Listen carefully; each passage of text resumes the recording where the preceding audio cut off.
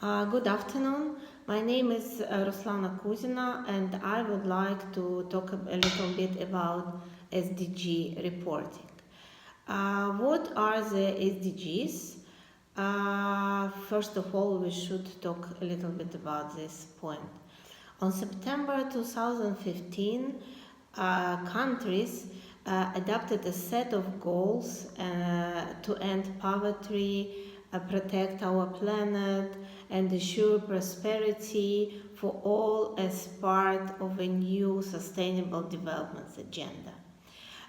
Each goal has specific targets to be achieved over the next 15 years. This is called the 2030 Agenda. I can explain a little bit what does it mean. For example, first goal is no poverty, second zero hunger, fifth is gender equity. It's much more than only this, but it's around 17 goals. But you know, of course, about different levels of economic functions, for example, macro level, meso level, and micro level. So if we speak about micro level, like level of countries, SDG reporting is very important and very necessary to use. For example, we under the United Nations funding and support, the organization which we called custody agency, for example UNCTAD, are developing new indicators which will cover all these different goals. So the purpose of our education, of our topic, is also provide an update of the evolution of the SDG indicators, a new concept, a new methodologies for these SDG indicators, and this agency are developing indicators under the, for example, goals first, goals second, covering topic related to trade, to traffic, to finance, to investment, and enterprise sustainability. So now let's talk about meso level. We can consider it as a European initiatives.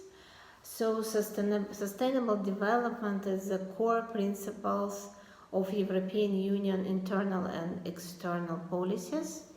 So, and if we talk briefly, so the European Union Corporate Sustainability Reporting Directive, which we call CSRD, amends the current non-financial reporting directive, and the scope of the directive is considerably extended to apply to more European and non-European companies listed and operating in the EU regulated markets. So companies start reporting under this new requirements from 2024. In line with mandatory European Union sustainability reporting standards and alongside an external assurance of sustainability reporting. So we will talk about what kind of companies should report under this new directive and requirements. And we will talk about what kind of standards we can use. So when companies report under the directive, they will need to use a set of sustainability reporting standards, of course. And these standards being developed by the European Financial Reporting Advisory Group, which we call EFRAG. And in March 2021, this organization